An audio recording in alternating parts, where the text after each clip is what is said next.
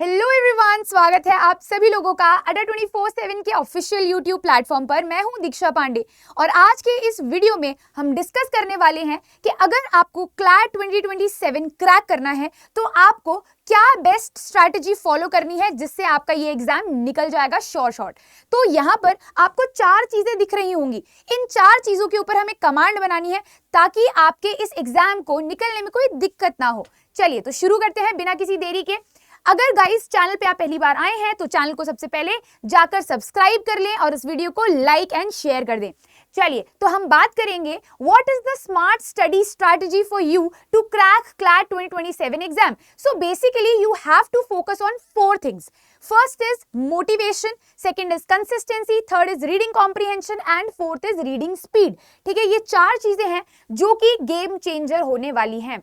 कई सारे बच्चे सिर्फ और सिर्फ थ्योरी के ऊपर ज्यादा फोकस करते हैं, मॉक टेस्ट के पीछे भागते रहते हैं, नंबर बढ़ाने में लगे रहते हैं, लेकिन वो इन 4 चीजों के ऊपर ध्यान ही नहीं देते जो कि एक्चुअल में फाउंडेशन है किसी भी एग्जाम को क्रैक करने का। This is not only about CLAT, this is about each and every exam. You have to focus on main 4 things जिससे आपका कोई भी एग्जाम निकल सकता है। अगर हम बात करें क्लैट की तो आपको यहां पर यह पता होना चाहिए कि क्लैट का सिलेबस क्या होता है, क्लैट पूछता क्या है। तो 5 सब्जेक्ट आते हैं क्लैट के एग्जाम में। सबसे पहले है इंग्लिश, दूसरा है लॉजिकल रीजनिंग, तीसरा है लीगल रीजनिंग और चौथा है आपका करंट अफेयर्स और 5वां है आपका मैथमेटिक्स। तो ये 5 सब्जेक्ट्स आपको यहां पर देखने को मिलते हैं। अब इस 5 सब्जेक्ट के अंदर आपको एक बहुत ही अलग सा कुछ देखने को मिलेगा। वो क्या? वो है आपका रीडिंग पैसेजेस, कॉम्प्रिहेंशन। ये पूरा एग्जाम ना पैसेजेस से भरा हुआ होता है। आपको कम से कम 25 से 30 पैसेजेस यहाँ पर पूछे जाते हैं और आपके पास 2 घंटे का समय होता है। इन 2 घंटे के समय में आपको सारे के सारे पैसेजेस पढ़ के सॉल्व करने होते हैं। यानी कि इस एग्जाम में टाइम मैनेजमेंट एक बहुत बड़ा रोल प्ले करता है और दूसरी चीज है आपकी रीडिंग स्पीड और तीसरी चीज है आपका रीडिंग कॉम्प्रिहेंशन। अगर आप टाइमली मैनर में पूरे पेपर को एक बार रीड कर लेते हो और अगर आपका कॉम्प्रिहेंशन अच्छा है तो आप ये एग्जाम बहुत आसानी से निकाल सकते हो। लेकिन क्या सिर्फ रीडिंग कॉम्प्रिहेंशन और रीडिंग स्पीड से ही काम चल जाएगा? The answer is no. अगर आपने कंसिस्टेंसी से थ्योरी कंप्लीट नहीं की, पढ़ाई नहीं की, मॉक टेस्ट सही से नहीं लगाए और इंप्रूवमेंट में आपने अपना ट्रैक नहीं रखा तो शायद कहीं ना कहीं आप अपनी सीट को लूज कर सकते हो। तो हमें क्या क्या करना चाहिए, चलिए फटाफट से समझते हैं। सबसे पहले हम बात करेंगे रीडिंग स्पीड की। देखिए, क्योंकि ये पेपर बहुत लेंदी होता है और इसके अंदर लगभग आपको 50 पेजेस देखने को मिलते हैं। अब 50 पेजेस आपको 2 घंटे में पढ़ के सॉल्व करने हैं। यानी कि इस पेपर में टाइम मैनेजमेंट बहुत जरूरी है और आपकी रीडिंग स्पीड होनी चाहिए। अगर आप रीडिंग स्पीड इंप्रूव नहीं करते हो, आप स्लो लर्नर हो या स्लो रीडर हो, तो यहां पर आपका पेपर छूट सकता है। भले ही आपने कितनी भी थ्योरी पढ़ ली हो, भले ही आपने कितनी भी महारत हासिल कर ली हो किसी कॉन्सेप्ट में, लेकिन अगर आप पैसेज पढ़ ही नहीं पाओगे, कंप्लीट कर ही नहीं पाओगे अपना पेपर, तो नंबर कहां से आएंगे? तो आपको सबसे पहले रीडिंग स्पीड पर अपने फोकस करना है। अगर आपको पता है कि आप बहुत स्लो पढ़ रहे हो या फिर एवरेज रीडर हो तो आपको डे 1 से अपने रीडिंग स्पीड के ऊपर कमांड बनानी है। अब रीडिंग स्पीड इंप्रूव कैसे होगी? तो सबसे पहली चीज है कि आपको ना वोकलाइज नहीं करना। कई बच्चे ऐसा करते हैं ना, रीड करते समय बोलते हैं, ठीक है, पढ़ते हैं, मतलब बोल बोल के रीडिंग करते हैं। बोल के जब आप रीडिंग करते हो ना तो आपकी रीडिंग स्पीड ऑटोमेटिकली कम हो जाती है, क्योंकि बोलने की जो स्पीड होती है वो हमारे दिमाग की स्पीड से कई गुना कम होती है। तो जब आप मन में पढ़ते हो तब आप बहुत जल्दी पढ़ लेते हो, लेकिन जब आप बोलकर पढ़ते हो तो आपका माइंड अपने आप को एक स्टॉप लगा देता है कि जितना जल्दी मैं बोल पा रहा हूं उतना ही मैं तेज पढ़ पाऊंगा, उससे ज्यादा तेज नहीं पढ़ पाऊंगा। तो आपको ये वोकलाइजिंग वाली जो हैबिट है ना, ये खत्म करनी है और अपने दिमाग में पढ़ना स्टार्ट करना है, माइंड रीडिंग करनी स्टार्ट करनी है। ठीक है, माइंड रीडिंग का मतलब ये नहीं है दिमाग को पढ़ना, माइंड रीडिंग का मतलब है दिमाग में पढ़ना है। उसके बाद बात करें अगर सेकंड चीज की, जो है यूज अ पॉइंटर या फिर फिंगर। कई बार ना हम लाइंस को मिस कर देते हैं, हम पहली लाइन पढ़ रहे होते हैं, तीसरी लाइन पर आ जाते हैं। तो आपको पॉइंटर्स को यहां पर रखना है, चाहे आप फिंगर को पॉइंटर बनाओ या फिर पेंसिल को पॉइंटर बनाओ। इससे होगा क्या कि आप जितनी तेज पॉइंटर घुमाओगे उतनी ही तेज आपका जो माइंड है वो रीड करने की कोशिश करेगा। इससे भी आपकी रीडिंग स्पीड बढ़ती है। तीसरी चीज है, डेली आपको 10 मिनट स्प्रिंट लगाना है। स्प्रिंट का मतलब भागना नहीं है, स्प्रिंट का मतलब है दिमाग को दौड़ाना। अब कई बार ऐसा होता है ना कि हमें कोई डिफिकल्ट पैसेज मिल जाता है तो हम उसको बहुत स्लोली रीड करते हैं ताकि हम उसे कॉम्प्रिहेंड कर पाए। आपको रोज डेली डोज देना है अपने ब्रेन को कि वो अनकंफर्टेबल रीडिंग करना स्टार्ट कर पाए, क्योंकि कई बार ना जब हम कंफर्टेबल रीडिंग में बहुत टाइम तक पढ़ते रहते हैं तो हमारी रीडिंग स्पीड स्लो हो जाती है जब कोई डिफिकल्ट पैसेज आता है। तो अगर आप रोज 10 मिनट अपने माइंड को एक अनकंफर्टेबल सिचुएशन में डाल दोगे और उसे ट्रेन करोगे कि तुम्हें इसी सिचुएशन में पढ़ना है, चाहे तुम्हें समझ में आए चाहे ना आए, तो उससे ऑटोमेटिकली स्पीड भी इंप्रूव होगी और धीरे धीरे करके कॉम्प्रिहेंशन भी इंप्रूव हो जाएगा। And last one is preview first, ठीक है, मतलब कि आपको स्किम रीडिंग करने की थोड़ी सी हैबिट डालनी है, क्योंकि कई बार क्या होता है ना कि हमें चीजें पता होती हैं पहले से। अब अगर आप उसको लाइन बाय लाइन पढ़ने बैठोगे तो आप अपना टाइम वेस्ट करोगे और इस एग्जाम में टाइम मैनेज इज दी की, ठीक है। तो आपको क्या करना है, अपना टाइम मैनेजमेंट करके चलना है। अगर आपको पता है कि जिस टॉपिक से मैं पैसेज पढ़ रहा हूं या पढ़ रही हूं वो टॉपिक मैं ऑलरेडी पढ़ चुकी हूं और इसमें मुझे स्किम रीडिंग से ही काम चल जाएगा, तो वहां पर आपको थॉरोली रीड नहीं करना है, स्किम रीडिंग से काम चलाना है, ठीक है। फिर हम नेक्स्ट आते हैं सेकेंड पिलर पर, जो कि है रीडिंग कॉम्प्रिहेंशन। हम तेज पढ़ने की आदत डाल रहे हैं, लेकिन जो हम पढ़ रहे हैं तेजी से, क्या वो हमें समझ में भी आ रहा है? क्योंकि स्पीड में पढ़ने का मतलब ये नहीं है कि बस हम खत्म कर दे जल्दी जल्दी पढ़ के। हमने खत्म तो कर दिया, हमने सारी चीजें पढ़ तो ली, लेकिन अगर हम उसे कॉम्प्रीहेंड ही नहीं कर पा रहे हैं तो आपके मार्क्स कहां से आएंगे? तो मार्क्स लाने के लिए, एक्यूरेसी इंप्रूव करने के लिए आपके पास होना चाहिए रीडिंग कॉम्प्रीहेंशन। और रीडिंग कॉम्प्रीहेंशन कोई ओवरनाइट में आपका नहीं डेवलप होता है, उसके लिए आपको महीनों चाहिए होते हैं। और अभी आपके पास टाइम है अच्छा खासा। अगर आप इस वीडियो को मई में देख रहे हो तो अभी आपके पास काफी अच्छा खासा टाइम है। आपका दिसंबर में पेपर होगा क्लैट का, ठीक है। तो इन महीनों में आप अपने रीडिंग कॉम्प्रिहेंशन को बहुत अच्छे से बिल्ड कर सकते हो। रीडिंग कॉम्प्रिहेंशन में आपको मेन फोकस कहाँ करना होता है? अपने ग्रामर पे, अपनी वोकैबुलरी पे, और साथ ही साथ आप कौन से टाइप के पैसेजेस पढ़ रहे हो उसके ऊपर आपको फोकस करना पड़ता है। जैसे अगर आप लीगल पैसेजेस पढ़ रहे हो तो आप लीगली साउंड होने चाहिए, यानी कि आपको लॉ पता होना चाहिए। जब आपकी कंसेप्चुअल क्लैरिटी ज्यादा होती है तो आप ऑटोमेटिकली ही कॉम्प्रिहेंड अच्छे से कर पाते हो। जिस चीज के बारे में आपको कुछ नहीं पता, उस चीज के बारे में अगर पढ़ोगे तो बहुत कम समझ में आएगा, लेकिन जिस चीज के बारे में आपको ऑलरेडी पता है उस चीज से रिलेटेड पैसेज पढ़ोगे तो आपको पूरा समझ में आएगा। यानी कि आपको नॉलेज अपनी बिल्ड करनी है, अपने कंसेप्ट बिल्ड करना है, तो ऑटोमेटिकली रीडिंग कॉम्प्रिहेंशन भी आपका अच्छा होता जाएगा, ठीक है। सो यहां पर आपको सर्वे, क्वेश्चन, रीड, रिसाइट और रिव्यू, इन 5 टेक्निक को यूज करना है और इससे आपका रीडिंग कॉम्प्रिहेंशन बहुत आराम से बिल्ड हो सकता है। सबसे पहले तो आप क्या करो, ये रेगुलर प्रैक्टिस करो। कोई भी पैसेज आपने लिया उसको स्किम किया, थॉरोली मत पढ़ो, स्किम कर लो एक बार, ठीक है। स्किम करने के बाद अपने माइंड में क्वेश्चन फ्रेम करो और उस क्वेश्चन को फ्रेम करने के बाद उनके आंसर्स ढूंढो। क्या और अगर आपने एक बार आंसर्स ढूंढ लिए या फिर क्वेश्चन मान लो आपने पढ़ लिया, ठीक है, आपने दिमाग में 2 क्वेश्चंस बना लिए, 2 हेडिंग बना ली कि इस पूरे पैसेज में मुझे ये चीज पता चली और ये चीज पता चली। हेडिंग बनाने के बाद अब उन क्वेश्चंस को आंसर करने की कोशिश करो रीड करके, ठीक है। रीड करो, दोबारा से रीड करो, थॉरोली रीड करो और उसके बाद आपको कॉम्प्रिहेंशन समझ में आएगा।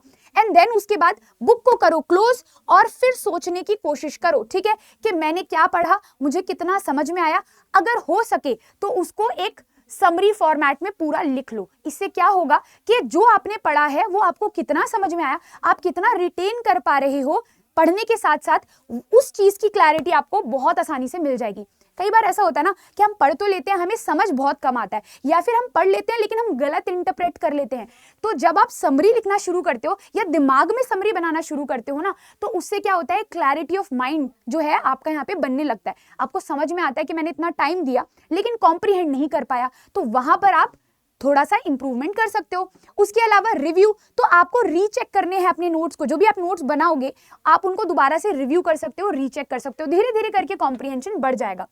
आपको हर एक सेक्शन के बाद 3 पॉइंटर्स की मेमोरी समरी बनानी है जो कि आप मेमोराइज कर पाओ, ठीक है। और यहाँ पर आपको किसी ना किसी को पढ़ाना है। जो चीज आपने पढ़ी आप उसे समझाओ, चाहे मिरर के सामने, चाहे दीवार के सामने, चाहे आप किसी फ्रेंड को पकड़ लो या अपने किसी फैमिली मेंबर को पकड़ लो, किसी को भी पकड़ लो, ठीक है। और कोई ना हो तो मिरर के सामने खड़े हो जाओ और उस टॉपिक को दोबारा से टीच करना शुरू करो, जैसे कि आपको सब कुछ आता है और अब आप किसी और को वो चीज पढ़ा रहे हो। उससे क्या होता है कि आपको समझ में आता है कि कोई पर्टिकुलर टॉपिक आपने कितने अच्छे से समझा है, ठीक है। उसके बाद फिर बात करेंगे हम कंसिस्टेंसी की। कंसिस्टेंसी बहुत जरूरी है। आप कितने भी ब्रिलियंट हो, कितने भी एक्सीलेंट हो पढ़ने में, आपके 12th में 99% भी क्यों ना आए हो, लेकिन अगर आप कंसिस्टेंट स्टूडेंट नहीं हो तो कोई एग्जाम नहीं निकल सकता। ठीक है, स्मार्ट वर्क से ज्यादा इंपॉर्टेंट भी होता है हार्ड वर्क। ठीक है, अगर कोई बच्चा बहुत स्मार्ट है, ठीक है, और एक बच्चा बहुत हार्ड वर्किंग है, ये जो बच्चा स्मार्ट वर्किंग है ना, ये बहुत कम पढ़ता है क्योंकि इसको पता है कि मैं बहुत स्मार्ट हूं, तो ये बहुत कम टाइम लगाता है पढ़ने में। लेकिन एक एवरेज बच्चा है, उसे हार्ड वर्क करना आता है, वो कंसिस्टेंसी से पढ़ाई कर रहा है, तो ये बच्चा जरूर कोई एग्जाम निकालेगा। क्यों? क्योंकि कंसिस्टेंसी ऑलवेज बीट्स स्मार्टनेस। आप बचपन से स्मार्ट हो, बहुत अच्छी बात है, लेकिन कंसिस्टेंट नहीं हो तो कभी ना कभी आप आउटडेटेड हो जाओगे। लेकिन अगर आप कंसिस्टेंट हो बट स्मार्ट नहीं हो, तो एक ना एक दिन ऐसा जरूर आएगा, आपकी कंसिस्टेंसी ही आपको स्मार्ट बना देगी। ठीक है, बहुत अच्छी बात बोलिए, दोबारा से जाकर इसको सोचना। और कंसिस्टेंसी मेंटेन करने के लिए आपको क्या करना है, आपको अपने दिन का एक स्केड्यूल बनाकर चलना है और उस स्केड्यूल को रिलीजियसली कुछ महीनों तक फॉलो करना है, जब तक आपका एग्जाम नहीं आ जाता। कई बार ना बच्चे यहाँ पर फेल हो जाते हैं, कंसिस्टेंसी मेंटेन नहीं कर पाते हैं। दो दिन का जोश रहता है कि आज पढ़ेंगे, हमने पूरी प्रिपरेशन कर ली, मार्कर खरीद के ले आए, नोटबुक खरीद के ले आए, टेक्स्ट बुक्स खरीद ली हमने जहां से हमें पढ़ना है, रेफरेंस बुक्स हमने परचेज कर ली, इनफैक्ट हम बैचेस में भी इनरोल कर लेते हैं। लेकिन उसके बाद क्या होता है, धीरे धीरे करके इंटरेस्ट लो हो जाता है, धीरे धीरे करके इंटरेस्ट खत्म होने के साथ साथ आपकी कंसिस्टेंसी भी खत्म हो जाती है। कई बार बच्चे बहुत दिन तक पढ़ते ही नहीं है, किताब खोल के ही नहीं देखते हैं। और ये जो मैं आपको पूरा स्ट्रैटेजी वीडियो बनाकर दे रही हूँ, ये उन स्टूडेंट्स के लिए है जो स्कूल गोइंग है। ठीक है, ऑल्दो इसको कोई ड्रॉपर बच्चा भी देख सकता है, कोई दूसरा बच्चा भी देख सकता है जो कि किसी और एग्जाम की तैयारी कर रहा हो, क्योंकि इसके अंदर हम अभी बात ये कर रहे हैं कि आपको उन 4 चीजों पर फोकस करना है। ये 4 चीज आपको सारे सब्जेक्ट्स में या सारे एग्जाम्स में काम आने वाली हैं। लेकिन ये वीडियो अगर मैं डेडिकेट करूं तो मैं क्लैट वाले स्टूडेंट के लिए करूंगी। क्यों? क्योंकि इसके अंदर जो मैं रूटीन बता रही हूं, वो रूटीन अगर क्लैट वाले स्टूडेंट अगर कहीं ना कहीं फॉलो कर ले तो शायद उनका एग्जाम बहुत अच्छा जाएगा। ठीक है, अब कंसिस्टेंसी से पढ़ाई करने के लिए आपको एक पर्टिकुलर टाइम टेबल बनाने की जरूरत है। टाइम टेबल में आप मॉर्निंग का टाइम जो है ना, वो उस चीज को दो जो कि सबसे डिफिकल्ट है, जिसको करने में आपको थोड़ा सा डिस्कंफर्ट फील होता है, जैसे कि रीडिंग, जैसे कि नए कॉन्सेप्ट्स को बिल्ड करना। इसमें टाइम लगता है, एनर्जी लगती है, एफर्ट्स लगते हैं। तो जो चीज सबसे ज्यादा डिफिकल्ट है ना, उसको सबसे पहले करो। मतलब कि if you have 2 frogs, eat the bigger one. ये है ना, एक थ्योरी है कि अगर आपके पास 2 फ्रॉग्स हैं, एक छोटा है और एक बड़ा है, तो आप पहले बड़े फ्रॉग को खा लो ताकि बाद में आपको छोटे फ्रॉग को खाने में आसानी हो। थोड़ा सा क्रीपी सा लग रहा होगा आपको सुनने में, but this is a theory. So eat the bigger one first. तो सबसे पहले आप अपने डिफिकल्ट टास्क को कंप्लीट कर लो, तो आपका माइंड जो होता है वो रिलैक्स हो जाता है दोपहर या शाम तक कि मैंने अपने पूरे दिन भर का जो मोस्ट डिफिकल्ट टास्क था वो मैंने सबसे पहले कंप्लीट कर लिया, अब मेरे पास सारे इजी टास्क बचे हुए हैं। तो मॉर्निंग में आप रीडिंग की हैबिट डालो और टफ टॉपिक्स को यहाँ पर प्रैक्टिस करो। उसके बाद दोपहर मतलब मॉर्निंग में ही एक क्विक रिकैप भी ले लो, जो भी आपने येस्टरडे यानी कि कल पढ़ा था उसको फटाफट से एक बार रिवाइज कर लो ताकि वो आपकी परमानेंट मेमोरी में कन्वर्ट हो जाए। फिर मिड डे रिव्यू करो। आप प्रीवियस ईयर क्वेश्चन पेपर लगा सकते हो, आप मॉक टेस्ट लगा सकते हो, सेक्शनल टेस्ट लगा सकते हो, टॉपिक वाइज टेस्ट लगा सकते हो, जिससे आप रिवीजन भी साथ साथ में करते जाओगे और अपनी कंसिस्टेंसी और एक्यूरेसी भी मेंटेन करते जाओगे। इवनिंग प्रैक्टिस में भी आप मॉक टेस्ट सॉल्व कर सकते हो, या फिर अगर आपने आफ्टरनून में कोई क्वेश्चन सॉल्व किए हैं जो गलत हो गए हैं तो आप इवनिंग में उसको एनालाइज कर सकते हो। उसके अलावा विंड डाउन यानी कि आपको अब थोड़ा सा अपने आप को काम करना है। क्यों? क्योंकि आपने दिन भर पढ़ाई की है, कंसिस्टेंसी से पढ़ाई की है, तो रात में आपको क्या करना है, हो सकता है आप कभी कभार बहुत ज्यादा थक जाओ तो आप रिवीजन अगले दिन भी कर सकते हो, लेकिन अगर आपके पास टाइम है तो आप क्विकली 15 to 20 मिनट्स का रिवीजन कर लो जो आपने पूरे दिन भर में पढ़ा है। ठीक है, 15 से 20 मिनट में आपका पूरा रिवीजन हो जाएगा। उसके बाद रात में रिलैक्स करो, क्योंकि आपका दिमाग अब ऑटोमेटिकली थक चुका है। आपने सुबह से बहुत सारा काम कर लिया है, बहुत सारे टास्क कंप्लीट कर लिए हैं, अब आप अपने आप को रिवॉर्ड दो। जैसे कि मान लीजिए आपको कोई आधे घंटे की कोई वेब सीरीज का कोई पर्टिकुलर एपिसोड देखना है, आप देख सकते हो। क्योंकि देखो, आप पूरे टाइम पढ़ते रहोगे ना तो आपका दिमाग ना एक टाइम के बाद एग्जॉस्ट हो जाएगा और फिर वो गिव अप कर देगा। तो आपको बस ये मेक श्योर करना है कि इस पूरी प्रिपरेशन जर्नी में आप अपने आप को गिव अप करने से रोक लो, क्योंकि अगर आपने गिव अप कर लिया ना तो सारी मेहनत कचरा हो जाएगी। तो आपको क्या करना है, आपको रोज अपने ब्रेन को रिवॉर्ड देना है, अपने आप को रिवॉर्ड देना है। जैसे ही आप डेली टास्क कंप्लीट कर लोगे उसके बाद आप अपने आप को कोई भी छोटा मोटा रिवॉर्ड दे दो। चॉकलेट खा ली, ठीक है, कुछ अच्छा सा बनाकर खा लिया, एक अच्छा म्यूजिक सुन लिया, ठीक है, जो आपको करने का मन है। आपको लगता है कि मेरी ना वेब सीरीज चल रही है कोई, अब मैं बिंज वॉचिंग तो कर नहीं सकती, तो मैं क्या करूंगी, मैं उसका कोई एक एपिसोड देख लूंगी, ये मेरा रिवॉर्ड है, ठीक है। और ये भी मेक श्योर करो कि अगर आप किसी दिन अपना टास्क कंप्लीट नहीं कर पाए हो तो वो रिवॉर्ड आप अपने आप को मत दो, वरना क्या होगा, दिमाग चीटर बन जाएगा। दिमाग को लगेगा चाहे मैं अपना टास्क कंप्लीट करूं चाहे मैं नहीं करूं, बट मैं अपने आप को कन्विंस कर ही लेता हूं या कर ही लेती हूं कि मैं अपने आप को रिवॉर्ड तो दूंगी ही दूंगी। तो इस वजह से आप यहाँ पर अपना फोकस लूज कर देते हो, कंसिस्टेंसी लूज कर देते हो। तो जब तक आप उसको सही टाइम पर रिवॉर्ड देना शुरू नहीं करोगे ना, तब तक वो फोकस्ड और डिसिप्लिन नहीं होगा, ठीक है। So you have to train your mind, क्योंकि माइंड से ही सारा यहाँ पर जो खेल है वो बदलने वाला है, ठीक है। उसके अलावा अगर हम बात करें मोटिवेशन की, तो देखो यार, मोटिवेशन की कमी बिल्कुल भी नहीं होनी चाहिए। मैंने अभी आपको बताया ना कि बोर्डम अगर एक बार आ गया, अगर आपको लगने लग गया कि बहुत बोरिंग चल रही है दुनिया, बहुत बोरिंग चल रही है मेरी लाइफ, तो एक टाइम के बाद ना आप थक हार के छोड़ दोगे प्रिपरेशन। और कई बार बच्चे ना ओवर कॉन्फिडेंट होके और ओवर मोटिवेटेड होके क्या करना स्टार्ट करते हैं, स्टार्टिंग से डे 1 से 10-10 घंटे की सिटिंग लगा लेते हैं। ये बहुत ही रॉन्ग प्रैक्टिस है जो आपको नहीं करनी है, ठीक है। जब आप पढ़ना शुरू करो, जब आप कंसिस्टेंसी बनाना शुरू करो, जब आप एक बिगनर हो, तब आपको इतना ज्यादा पढ़ना नहीं है कि आप खुद को 2 महीने में एग्जॉस्ट कर लो। आपको क्या करना है, 2 घंटे से शुरू करना है, फिर 3 घंटे करने हैं, उसको फिर 4 घंटे करना है। धीरे धीरे धीरे करके बेबी स्टेप्स करके आपको अपनी कंसिस्टेंसी भी बढ़ानी है और सिटिंग आवर्स भी बढ़ाने हैं, ठीक है। अपने आप को बिल्कुल भी आप डिस्कंफर्ट अगर स्टार्टिंग से ही दे दोगे ना और ओवरबर्डन कर दोगे तो काम खत्म है। हाई प्रेशर देने से आप टूट जाओगे, क्योंकि अभी आपने अपनी कंसिस्टेंसी को इतना बिल्ड नहीं किया है, अपने आप को इतना ज्यादा स्ट्रांग नहीं बनाया कि आप एक बार में सारा प्रेशर हैंडल कर लो। तो प्रेशर को बाइफरकेट करो, धीरे धीरे करके एक स्मार्ट प्लानिंग के साथ आप इस एग्जाम को क्रैक कर सकते हो, बट आपको मोटिवेटेड रहना पड़ेगा, ठीक है।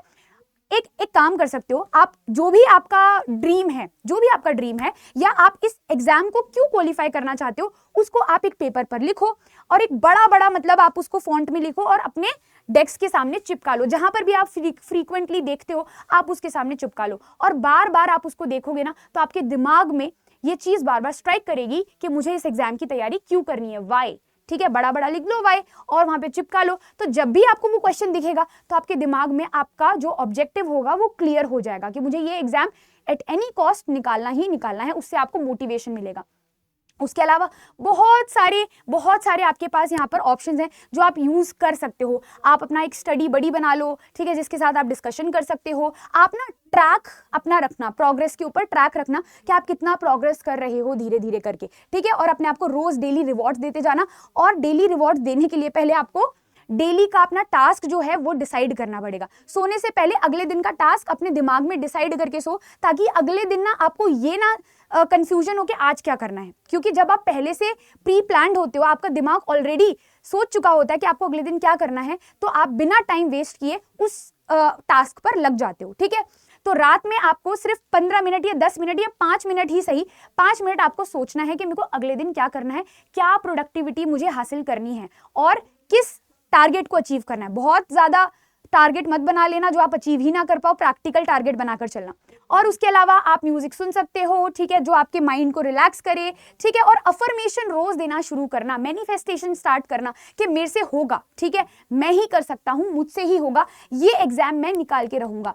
ये थोड़ा सा सुनने में चीजी लग रहा होगा, या आपको लग रहा होगा कि मैम यार ठीक है क्या बता रहे हो, लेकिन trust me, this actually works, it works wonder, okay. तो मतलब बिल्कुल भी आपको ये नहीं सोचना है कि यार इससे कुछ नहीं होता। सेल्फ अफर्मेशन बहुत बड़ी पावर होती है, और ये एक ना एक दिन आपको रियलिटी में देखने के लिए मिल जाती है, ठीक है। उसके अलावा यहाँ पर गाइज पूरी सारी चीजें मैंने आपको बता दी हैं। और एक और चीज है, अगर आप डेडिकेटेड वे में, स्मार्ट वे में, गाइडेड वे में और मेरी मेंटोरशिप के साथ पढ़ना चाहते हो, आप चाहते हो कि मैं आपकी मेंटोर बनूं throughout your preparation journey और मोटिवेटेड रहो आप, तो आप इस बैच को ज्वाइन कर सकते हो, जिसके अंदर आपको मेरी पर्सनल गाइडेंस और मेंटोरशिप मिलेगी।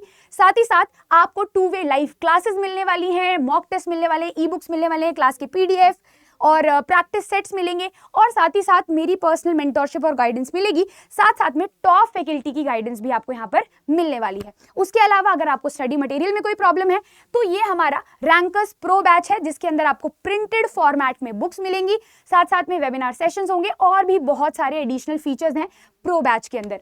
इस बैच को इनरोल करने के लिए आपको करियर्स अड्डा के ऐप पर जाना है या फिर आप यहाँ पर वेबसाइट पर भी चेकआउट कर सकते हैं। ठीक है, वेबसाइट पर आप जाइए, मैं आपको एक बार बता देती हूँ, गाइड कर देती हूँ कि आपको किस तरीके से यहाँ पर देखना है। ठीक है, तो सबसे पहले आपको क्या करना है, आपको जाना है करियर्स अड्डा के वेबसाइट पर। ठीक है, आपको सर्च करना है गूगल पे करियर्स अड्डा। जैसे ही आप ये सर्च करेंगे तो आपको ऐसा कुछ इंटरफेस दिखेगा। फर्स्ट वेबसाइट पर क्लिक कर देना, आपको ऐसा कुछ इंटरफेस दिख जाएगा। ऑल कोर्सेज में जाना, लॉ एंट्रेंस पर जाना, उसके अलावा क्लैट, यहाँ पर क्लैट सिलेक्ट कर लेना। ठीक है, फिर आपको यहाँ पर ये बैचेस दिख जाएंगे। एक तो है क्लैट यूजी रैंकर्स बैच और ये है रैंकर्स प्रो बैच, जिसके अंदर आपको प्रिंटेड बुक्स और भी 2-3 एडिशनल फीचर्स आपको मिलेंगे। लेट्स से आप रैंकर प्रो बैच में इनरोल करना चाहते हो। ठीक है, तो अभी आपको यहाँ पर 40% का डिस्काउंट ऑलरेडी दिख रहा है। मैक्सिमम डिस्काउंट के लिए आप मोर ऑफर्स में जाना, यहाँ पर एंटर कूपन कोड का ऑप्शन होता है, आप यहाँ पर कोड यूज कर लेना DP01। ठीक है, जैसे आप ये कोड यहाँ पर अप्लाई करेंगे वैसे आपको यहाँ पर डिस्काउंट देखने को मिल जाएगा 42% का। ठीक है, तो आप अगर अभी इनरोल करते हैं तो आपको ये 42% का डिस्काउंट दिखेगा, क्योंकि ये लिमिटेड पीरियड तक के लिए अवेलेबल है। तो हो सकता है जब आप इनरोल करें, थोड़ा सा लेट इनरोल करें, तो शायद ये जो डिस्काउंट है वो थोड़ा सा कम हो जाए। ठीक है, सो ट्राई कि आप जल्दी से जल्दी इस बैच में इनरोल कर लें ताकि आपको बहुत डिस्काउंटेड प्राइस पर ये बैच अवेलेबल हो जाए। इन केस अगर आपको कोई भी प्रॉब्लम, कोई भी क्वेरी आती है तो आप मेरे से डायरेक्टली कांटेक्ट कर सकते हैं मेरी मेल आईडी पर। ठीक है, मैं आपको अपनी मेल आईडी बता देती हूँ। मेरी मेल आईडी है dikshA.kumari@ada247.com। ठीक है, आप इस पर मुझे मेल ड्रॉप कर सकते हैं dikshA.kumari@ada247.com।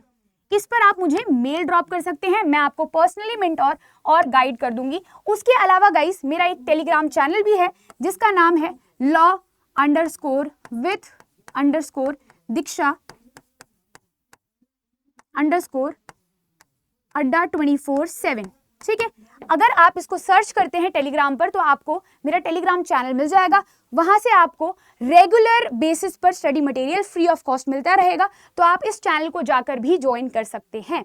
ठीक है, उसके अलावा मैक्सिमम डिस्काउंट के लिए आप ये कोड यूज करेंगे DP01। ठीक है, जैसे आप इस कोड को यूज करेंगे तो आपको मैक्सिमम डिस्काउंट भी मिल जाएगा, साथ ही साथ में मेरी पर्सनल मेंटोरशिप और गाइडेंस मिलेगी। ठीक है, ऑलराइट गाइस, आई थिंक आपको बाकी सारी चीजें समझ में आ गई होंगी। इन केस अगर आपको ये वीडियो पसंद आया हो तो नीचे कमेंट सेक्शन में अच्छे कमेंट्स कर देना। कोई फीडबैक हो तो आप फीडबैक भी दे सकते हो, और मिलेंगे अपने नेक्स्ट वीडियो में ऐसे ही इंटरेस्टिंग टॉपिक्स के साथ। तब तक के लिए bye bye and take care.